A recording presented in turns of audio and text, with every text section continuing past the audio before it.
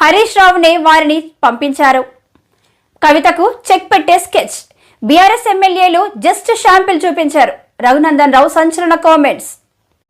భారత రాష్ట్ర సమితి అనేటువంటి పార్టీకి మెదక్ జిల్లా నుంచి గెలిచినటువంటి 4 శాసనసభ్యులు నిన్న కేవలం శాంపుల్ చూపించినట్టు మేము భావిస్తూ ఉన్నాం. ఈ జిల్లా ప్రజలు భావిస్తూ ఉన్నారు. కప్పిపుచ్చుకున్నందుకు కొద్దిసేపటి క్రితం మళ్ళీ బలవంతంగా తీసుకుపోయి వాళ్ళ 4 కూర్చోబెట్టి మళ్ళీ ప్రెస్ మీట్ పెట్టించినట్టు కనబడుతుంది. కానీ నేను చాలా సందర్భాల్లో ఒక సైన్స్ టీచర్గా చెప్పేటోని, భూమి గుండ్రంగా ఉంటుంది, మనం ఏం చేస్తే మనకు అది తిరిగి కొంతకాలం తర్వాత రిటర్న్ వస్తుంది అని చెప్పేవారు. మీరు అధికారంలో ఉన్నప్పుడు ప్రోటోకాల్ అనే పదానికి అర్థం లేకుండా చేశారు.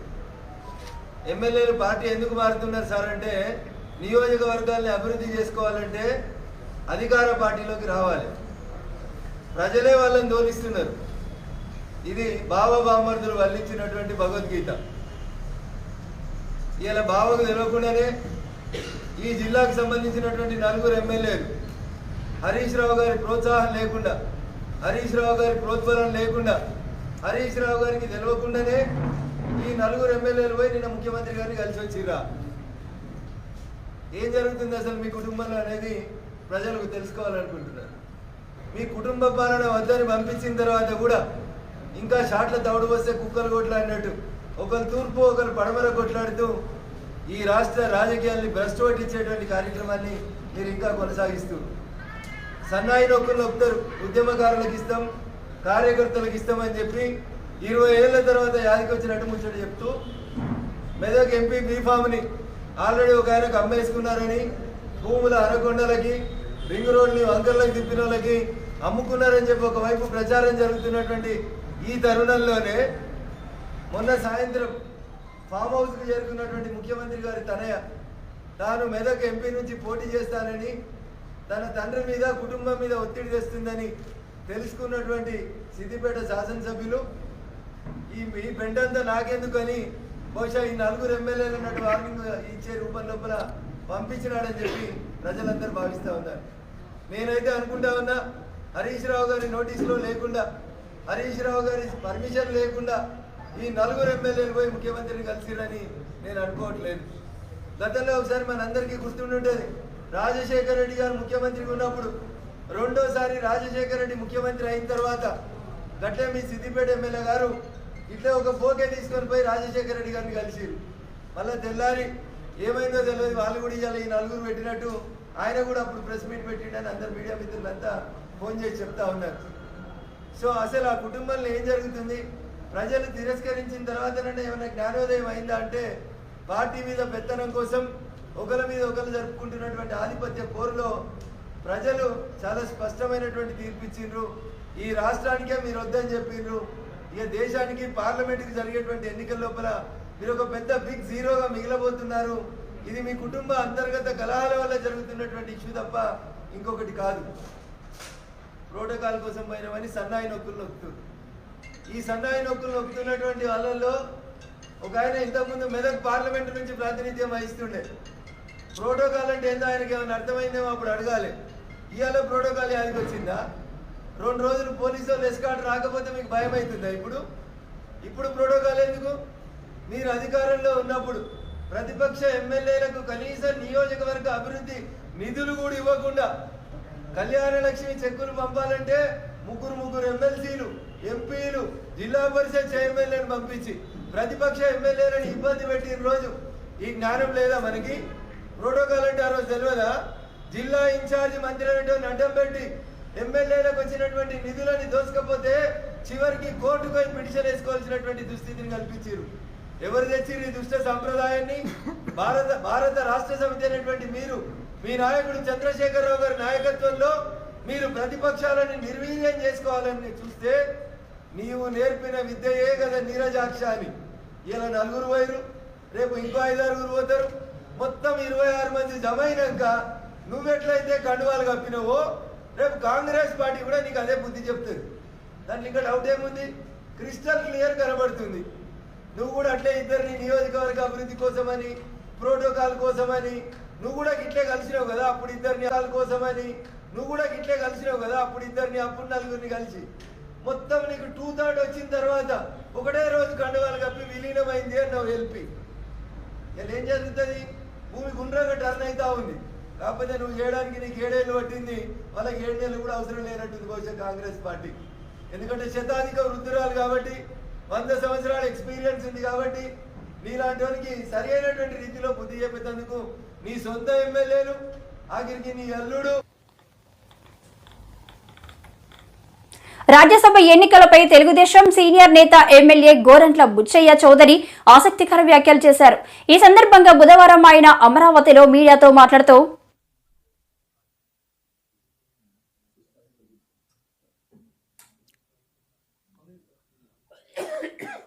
అందరికీ నమస్కారం. జగన్మోహన్ రెడ్డి ధనదాహానికి బలైపోతున్న మరో వ్యవస్థ సహకార రంగం. స్థానిక సంస్థలను నిర్వీర్యం చేసి సర్పంచులను కానీ, ఎంపీటీసీలని, జడ్పీటీసీలని, కార్పొరేషన్ని, మేయర్ని, చైర్మన్ని అందరినీ కూడా పనికిరాని వాళ్ళుగా మార్చిన వ్యవస్థని తయారు చేశాడు జగన్మోహన్ రెడ్డి. నిధులన్నీ పక్కదారి పట్టించి వ్యవస్థలను చిన్నాభిన్నం చేసి కనీసం గ్రామాల్లో ముగ్గు చల్లడానికి కూడా డబ్బులు లేని, జీతాలు ఇవ్వలేని దౌర్భాగ్య స్థితిలో నెట్టాడు. అలాగే సహకార రంగాన్ని ఇలా ఏ విధంగా అస్తవ్యస్తం చేశాడో మనం గమనించాల్సిన అవసరం ఉంది. 4.5 ఏళ్లుగా ఎన్నికలు లేవు. ఎన్నికలు రాజ్యాంగ హక్కుగా పెట్టాల్సిన దాన్ని 3 సంవత్సరాలకు ఎన్నికలు నిర్వహించి ప్రజాస్వామ్యబద్ధంగా నడపాల్సిన ఈ సొసైటీలన్నింటినీ నిర్వీర్యం చేశాడు. నామినేటెడ్ ముగ్గురు కమిటీలుగా వేసి నామినేటెడ్ వేస్తే ఆ సంస్థ డబ్బులన్నీ కూడా పక్కదారి పట్టించారు, దోపిడీ చేస్తూ ఉన్నారు. బోగస్ సర్టిఫికేట్లు సబ్మిట్ చేసి ఉద్యోగాలు ఇప్పించారు, లక్షలు దోచుకున్నారు. దాంట్లో నాయకుడు కోట్లు ముట్టాయి. మొత్తం అస్తవ్యస్తం అయిపోయింది. కోఆపరేటివ్ రంగంలో, సహకార రంగంలో బ్యాంకులు కానీ, సొసైటీలు కానీ అన్నీ అస్తవ్యస్తం అయిపోయినాయి. కనీసం ధాన్యం కొని రైతులకు డబ్బు చెల్లించాల్సిన సొసైటీలు కూడా నిర్వీర్యం చేశారు. సొసైటీలకు రావాల్సిన డబ్బులు ఇవ్వలేదు, వాళ్ళ ద్వారా సరఫరా చేసిన గోను సంచులు సప్లై చేయలేదు, వాళ్ళకి సకాలంలో ఇవ్వాల్సిన లోన్లు కూడా ఇవ్వలేదు, లోనుకి ఇవ్వాల్సిన వడ్డీ రాయితీని కూడా వాళ్ళకి జమ చేయలేదు. ఆ విధంగా సహకార రంగాన్ని నిర్వీర్యం చేసి ఎవరైతే నామినేటెడ్ పోస్టులు కల్పించి తన పార్టీ తాబేదారులకి కట్టబెట్టాడో, కప్పం కట్టాడో వాళ్ళందరూ ఏ విధంగా దాచుకోవాలన్న ప్రయత్నంలో పడ్డారు. ఇవాళ గోడౌన్ల ముసుగులో దోపిడీ, రంగులు. ఈ రంగుల పెచ్చగాడికి ఈ సొసైటీ డబ్బులే అడ్డంగా కనపడ్డాయి. ఆ డబ్బులతోటి ఎక్కడికక్కడ రంగులు పెట్టి ఈ ముఖ్యమంత్రి సహకార వ్యవస్థని నిర్వీర్యం చేశాడు. పర్సన్ ఇన్ఛార్జి కమిటీలతోటే నడిపేస్తూ ఉన్నాడు. అసలు ఎన్నికలు ఎందుకు పెట్టడం లేదు? ఒకప్పుడు కోర్టులో వేశారు అందరూ ఎన్నికలు పెట్టమని. కోర్టులో వేసిన ఎన్నికలు ఎందుకు నిర్వర్తించలేదు? కోవిడ్ అన్నాడు. కోవిడ్ పోయి ఎన్నాళ్ళు అయింది? నార్మల్సీకి వచ్చిన తర్వాత ఎందుకు ఎన్నికలు పెట్టడం లేదు? భయం. పిరికివాడు ఈ ముఖ్యమంత్రి. సహకార రంగంలో ఎన్నికలు పెడితే నడుము విరిగిపోతుంది, తన పార్టీ వాళ్ళకి నామినేటెడ్ పోస్టులు ఇవ్వలేము, పబ్బం గడుపుకోవడానికి అవకాశం ఉండదన్న దీంతో ఇవాళ సహకార రంగానికి నామినేట్ చేస్తున్నాడు. ఆయనతోటి పాటు ఆయన తాబేదారులు, ఎమ్మెల్యేలు, మంత్రులు బెదిరిస్తూ ఉన్నారు. ఏదైనా సరే ఎంక్వైరీ చేస్తాం, మీ మీద చర్యలు తీసుకుంటామని చెప్పి బెదిరించి చెప్పు చేతుల్లో పెట్టుకుంటా ఉన్నారు. వాళ్ళ వాటాలు వాళ్ళు కొట్టేస్తూ ఉన్నారు. ఇవాళ ఎక్కడ ఏ సంఘంలో అనేక అవకతవకలు జరిగినాయి. కోట్ల రూపాయలు దోచుకున్నారని తప్పుడు పత్రాలతో లోన్లన్నీ తీసుకున్నారు, బ్యాంకులను నిర్వీర్యం చేశారని చెప్పిన చోట ఎక్కడైనా ఒక యాక్షన్ జరిగిందా ఈ రాష్ట్రంలో ప్రశ్నిస్తా ఉన్నాం. కోర్టు ముట్టికాయలు వేసి విచారణ చేయమన్న చోట కూడా విచారణ జరగటం వల్ల అధికారులు ప్రేక్షక పాత్ర వహిస్తూ ఉన్నారు. ఇవాళ సహకార రంగాన్ని మహాత్మా గాంధీ చెప్పిన ఈ సహకార వ్యవస్థని నిర్వీర్యం చేసేస్తూ ఉన్నాడు. వ్యవస్థల మీద నమ్మకం లేదు, నామినేషన్ల మీదే కార్యక్రమాలు నడిపే దౌర్భాగ్య స్థితిలో ఈ ముఖ్యమంత్రి ఉన్నాడు. ఇప్పుడు మేము అడుగుతున్నాం, అస్తవ్యస్తం అయిపోయింది. ఎక్కడ కూడా ఏ పాలసీలో ఎక్కడ కూడా అమలు కావటంలా. గోడౌన్ల పేరుతో అయిన వాళ్ళకి కట్టబెట్టి దోపిడీ చేస్తూ ఉన్నాడు. సొసైటీ డబ్బులు గోడౌన్కి తీసుకెళ్తా ఉన్నాడు. ఆర్బీకేల పేరుతో సొసైటీ డబ్బులని పక్కదారి పెట్టిస్తూ ఉన్నాడు. కేంద్రం ఇచ్చిన ఎంఎన్ఆర్జీస్ నిధులు కూడా పక్కదారి పెట్టిస్తూ ఉన్నాడు. కేంద్ర సూచనలు కూడా అమలు చేయడంలా. ఎక్కడైనా ఆడిటింగ్ జరిగిందా? ఈ 4.5 ఏళ్లలో ఆడిటింగ్ జరిగి తప్పులు పట్టుకున్న చోట చర్యలు ఉన్నాయని ప్రశ్నిస్తూ ఉన్నా. ముఖ్యమంత్రే దొంగ, బాగ్దాద్ గజ్ దొంగ, మిగతా వాళ్ళు ఎందుకు చేయరు? దొంగలను తెచ్చి నామినేటెడ్ పోస్టులు ఇస్తావు. దొంగకు తాళాలు చేతులు ఇచ్చినట్టుగా అయిపోయి వాళ్ళు దోచేస్తూ ఉన్నారు సొసైటీలని. సొసైటీలు నిర్వీర్యం అయిపోతున్నాయి. ఎక్కడ కూడా పని పాటలకి గోళ్ళు గిల్లుకుంటూ కూర్చున్న పరిస్థితి తెచ్చారు సొసైటీలని. అదేమంటే సచివాలయాలు, అదేమంటే వాలంటీర్లు. ఒక వ్యవస్థలు ఉంది, రాజ్యాంగబద్ధంగా ఏర్పడిన వ్యవస్థలు ఉన్నాయి. ఆ వ్యవస్థల్ని సరిగా నడవడానికి అవకాశం లేకుండా చేస్తూ ఉన్నాడు ఈ ముఖ్యమంత్రి. పిరికివాడు గనక, తనకు గెలిచే అవకాశాలు లేవు గనక ఇవన్నీ స్థానిక సంస్థల్ని ఏదైతే సహకార రంగంలో ఎన్నికలు పెట్టడం లేదు, నామినేటెడ్. ఇవాళ తిరుపతి చూసాం. ఆఖరికి తిరుపతి దేవస్థానంలో దారిన పోయే దానైనల్లా దోపిడీదారులందరూ తెచ్చి మెంబర్లుగా వేసావు. ఇవాళ టికెట్లు అమ్ముకునే దౌర్భాగ్య స్థితి తెచ్చారు తిరుపతిలో. కనీసం అన్నదానం చేయటానికి కూడా అవకాశం లేక, భోజనాలు బాగాలేక బయటకు వెళ్ళిపోతూ ఉన్నారు జనం. అక్కడ బ్రహ్మాండమైన స్కీమ్, అన్న రామారావు గారు పెట్టిన అన్నదాన స్కీమ్ను కూడా నిర్వీర్యం చేసిన దౌర్భాగ్యుడు ఈ ముఖ్యమంత్రి. అన్ని అనకాపల్లి ఎంపీ నిధుల సుమారు 1,90,00,000 రూపాయలతో బొజ్జన్న కొండ వద్ద చేపట్టిన అభివృద్ధి పనులు మంత్రి గుడివాడ, ఎంపీ సత్యవతి, జిల్లా కలెక్టర్ రవి పట్నం శెట్టితో కలిసి ప్రారంభించారు. అనకాపల్లి నూతన జిల్లాగా ఏర్పాటైన తర్వాత అనకాపల్లిలో ఉన్నటువంటి ప్రతిష్టాత్మకమైనటువంటి పర్యాటక కేంద్రం బొజ్జన్నకొండ. అనేక వందల సంవత్సరాలుగా ఇక్కడికి ఉన్నటువంటి, ఈ ప్రాంతానికి ఉన్నటువంటి విశిష్టత కానివ్వండి, అనేక ప్రాంతాల నుంచి, అనేక దేశాల నుంచి ఈ ప్రాంతానికి వచ్చేటువంటి పర్యాటకులు కానివ్వండి, ముఖ్యంగా అనకాపల్లి పట్టణానికి అతి దగ్గరలో ఉన్నటువంటి ఈ పర్యాటక కేంద్రానికి సంబంధించినటువంటి ఇన్ఫ్రాస్ట్రక్చర్ పూర్తి స్థాయిలో ఉండాలన్నటువంటి ఉద్దేశంతో మొన్ననే కేంద్ర ప్రభుత్వం నుంచి గౌరవ పార్లమెంట్ సభ్యులు వారి నేతృత్వంలో 7 కోట్ల రూపాయలు లైట్ షోకి సంబంధించి కానీ, అక్కడ పార్కింగ్కి సంబంధించి కానీ, లేదా అక్కడ వెయిటింగ్ హాల్కి సంబంధించి ఈ కార్యక్రమాలన్నింటినీ కూడా మొన్ననే శంకుస్థాపన కార్యక్రమం చేయడం జరిగింది. దాంతోపాటు అనకాపల్లి మండలంలో పరిసర ప్రాంతాల్లో ఉన్నటువంటి అనేక క్రషర్స్ కానివ్వండి, క్వారీలు కానివ్వండి, ఈ ప్రాంతం నుంచి, ఈ ప్రాంతం ద్వారా వెళ్తున్నటువంటి పరిస్థితుల్లో రోడ్డు బాగా డ్యామేజ్ అయిందనేటువంటిది ప్రభుత్వం దృష్టికి రావడం, గౌరవ పార్లమెంట్ సభ్యులు సత్యవతమ్మ గారు వారి తాలూకా ఎంపీ నిధుల నుంచి 1,50,00,000 రూపాయలు వెచ్చించి పీటీ రోడ్డు వేస్తే కాస్త ఇబ్బంది అవుతుంది. ఎందుకంటే వర్షాల సమయంలో కానివ్వండి, లేదా ముఖ్యంగా పరిసర ప్రాంతాల్లో ఎక్కువగా వ్యవసాయం చేసుకునేటువంటి ప్రాంతాలు కాబట్టి కొంచెం లూజ్ సాయిల్ ఉంటుంది, ఇబ్బంది ఉంటుంది అనేటువంటి ఉద్దేశంతో సీసీ రోడ్ నిర్మాణం చేస్తే కనీసం ఒక 10-15 సంవత్సరాల వరకు ఇబ్బంది లేకుండా ఉంటుంది అన్నటువంటి ఉద్దేశంతో వారు ముందుకొచ్చి 1,50,00,000 రూపాయలు ఇవ్వడం. ఇటు తుంపాల గ్రామీణ ప్రాంతాల్లో ఉన్నటువంటి ప్రజానికానికి కానివ్వండి, లేదా హైవే నుంచి వస్తున్నటువంటి చోడవరం ఇతర ప్రాంతాలకు వెళ్ళేటువంటి ప్రజలకు కానివ్వండి, ఇదొక ఆల్టర్నేట్ రోడ్గా అనకాపల్లి పట్టణానికి ఉపయోగపడేటువంటి అవకాశం ఉంటుంది. కేవలం పర్యాటక కేంద్రం అయినటువంటి బొజ్జన్నకొండతో పాటు అనకాపల్లి గ్రామీణ ప్రాంతాల్లో ఉన్నటువంటి ప్రజలు కూడా ఇది సౌకర్యంగా ఉంటుంది అన్నటువంటి ఉద్దేశంతో ఎంపీ గారు ఈ ముందుకొచ్చి ఈ కార్యక్రమం చేయడం అనేటువంటిది ఈ ప్రాంత ప్రజానీకం తరఫున, అందరి తరఫున హృదయపూర్వకంగా వారికి ధన్యవాదాలు, కృతజ్ఞతలు తెలియజేసుకుంటూ, మరి దీన్ని సద్వినియోగం చేసుకునేటువంటి దానికి అన్ని రకాలుగా ఉపయోగపడేటువంటిది, ముఖ్యంగా పర్యాటక కేంద్రంగా బొజ్జన్నకొండని మరింత విశిష్టత తీసుకొచ్చేటువంటి దాన్ని కూడా ప్రభుత్వం పనిచేస్తుందని చెప్పి తెలియజేస్తాం. ఈరోజు స్థానిక శాసనసభ్యులు, రాష్ట్ర ఐటీ శాఖ మంత్రులు గుడివాడ అమర్నాథ్ గారు ముఖ్య అతిథిగా ఈరోజు నేషనల్ హైవే నుంచి బొజ్జన్నకొండ మాన్యుమెంట్ వరకు 1,37,00,000తో ఒక సీసీ రోడ్డు నిర్మాణం పూర్తిగా గావించి ఈరోజు ప్రారంభం చేసుకోవడం చాలా చాలా సంతోషంగా ఉంది. గౌరవ ముఖ్యమంత్రి వర్యులు జగన్మోహన్ రెడ్డి గారి ఆశీస్సులతో ఈరోజు పార్లమెంటు ప్రతినిధిగా ఎన్నికైన తర్వాత అందరు శాసనసభ్యుల సమన్వయంతో అనేక అభివృద్ధి కార్యక్రమాలు చేయడం మీ అందరికీ తెలుసు. మరి ముఖ్యంగా అనకాపల్లి ప్రాంతానికి ఒక మకుటాయమానంగా, మణిహారంగా ఉన్నటువంటి బొజ్జన్నకొండ ప్రాంతం గురించి మరి అనేక సందర్భాలలో మనం మాట్లాడుకుంటూ ఈరోజు ఇప్పుడే మన ముఖ్యమంత్రి, మన మంత్రివర్యులు అమర్నాథ్ గారు కూడా చెప్పారు. ఎందుకంటే కేంద్రం నుంచి మనం 7,30,00,000 రూపాయలు ఆల్రెడీ ఇప్పటికే శాంక్షన్ తెచ్చుకున్నాము. నిర్మాణం కూడా ఇంచుమించుగా ఒక 3/4 అయితే పూర్తిగా వచ్చి తప్పనిసరిగా అది పూర్తి అవుతున్న సందర్భంలో ఈ ప్రాంతం మరింత పర్యాటకంగా అభివృద్ధి చెంది, పర్యాటకులకు సదుపాయాలు కానీ, ఒక అప్రోచ్ రోడ్డు కానీ మరి నిర్మాణం చేసి మరింతగా ఏదైతే అభివృద్ధి లేదని అనుకున్న వాళ్ళకంతా కూడా ఇదొక మరి ఒక నిదర్శనం అవబోతుంది. ఎందుకంటే గతంలో కూడా ఈ రోడ్డు ఉంది, అనేక సందర్భాల్లో పాడైనా కూడా ఎవ్వరు కూడా దీని గురించి పట్టించుకున్న సందర్భం లేదు.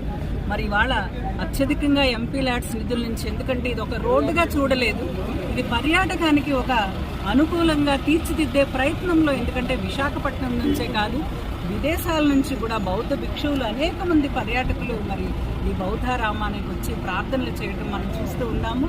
మరి భవిష్యత్తులో మరింతగా దీనికి వన్నెలు అదే విధంగా మనం ఇటువైపు బ్యూటిఫికేషన్, ప్లాంటేషన్ కానీ, లైటింగ్ కానీ ఇవన్నీ కూడా పూర్తి చేసి మరి ఈ కొండ ప్రాంతానికి వచ్చే అందరికీ కూడా ఇది ఒక మంచి ఆహ్లాదాన్ని, ఉల్లాసాన్ని, ఉత్తేజాన్ని, ఒక మానసిక ప్రశాంతతను, ఒక బుద్ధిజం యొక్క ఆచరణీయమైన మార్గాలైనటువంటి అహింసాయుత జీవన విధానాన్ని కూడా ప్రబోధించి భవిష్యత్ తరాలకి ఇది ఒక మంచి మార్గదర్శనంగా ఉండబోవాలని చెప్పి ఉద్దేశంతో ఇటువంటి కార్యక్రమాలు చేపడుతూ ఉన్నాము. గౌరవ ముఖ్యమంత్రి గారి ఆశీస్సులతో మరి ప్రజాప్రతినిధులందరూ కూడా ఎప్పుడూ ప్రజల కోసం, వారి సంక్షేమం కోసం, అభివృద్ధి కోసం వైఎస్ఆర్సీపీ ప్రభుత్వం పనిచేస్తుంది.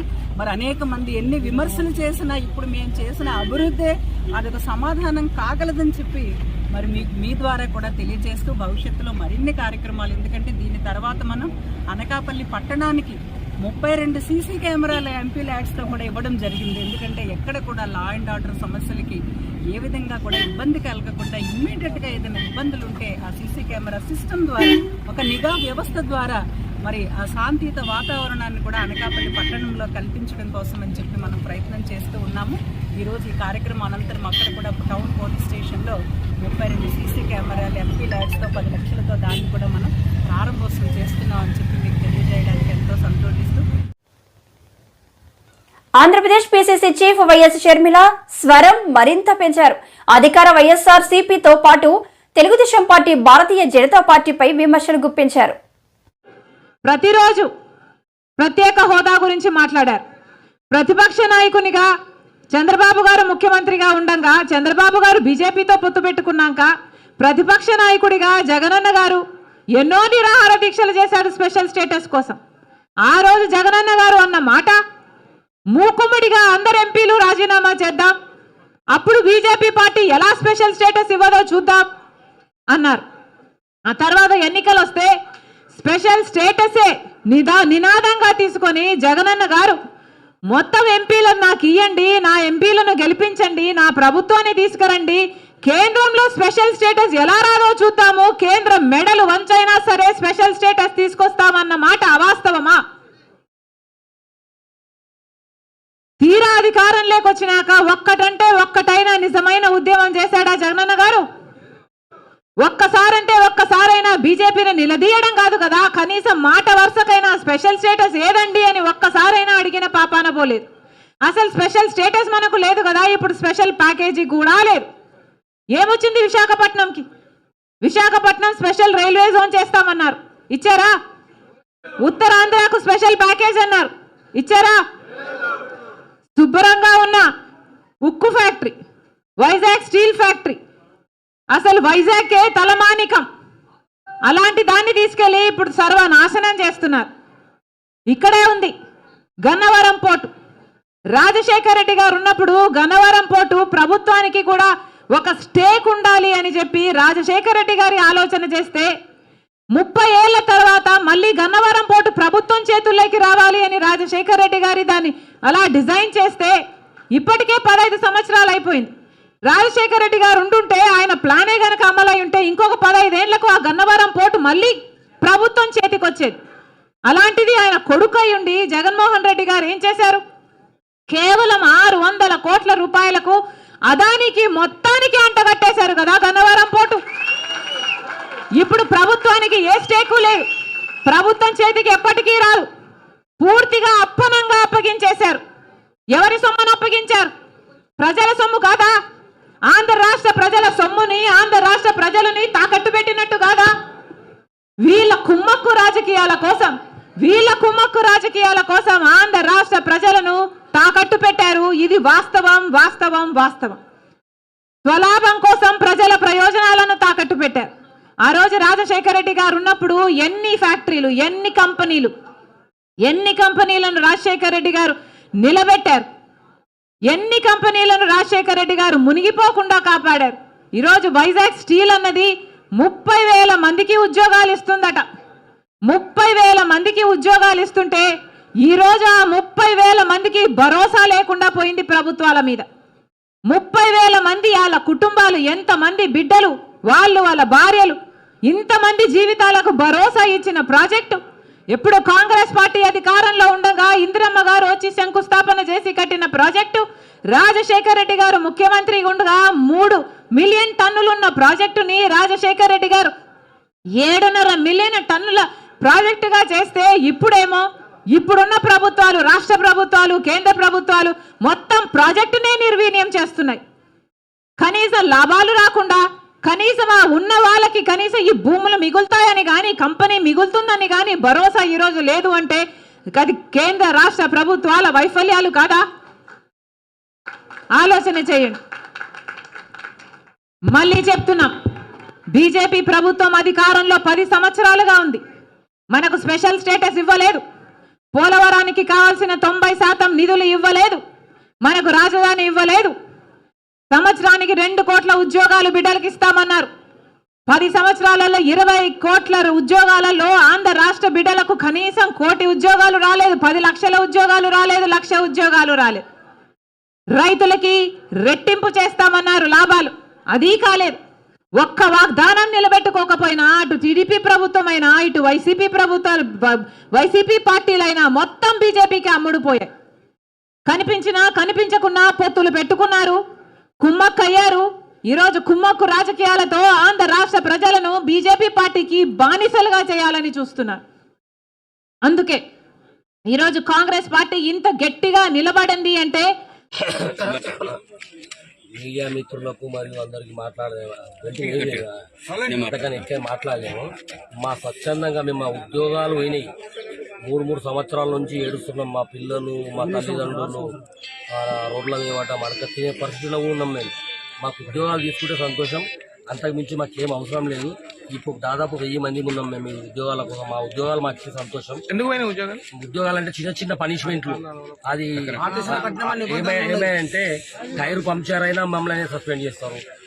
ఏదో చిన్న మాది కేఎంపీ రాకున్నా మా మిన్ని ప్లస్ రిజర్వేషన్ చేసుకుంటే అతను రిజర్వేషన్ ఆయన రాకపోతే కూడా ఆయన కూడా మమ్మల్ని అట్లా అన్న కూడా మమ్మల్ని రిమూవ్ చేస్తారు.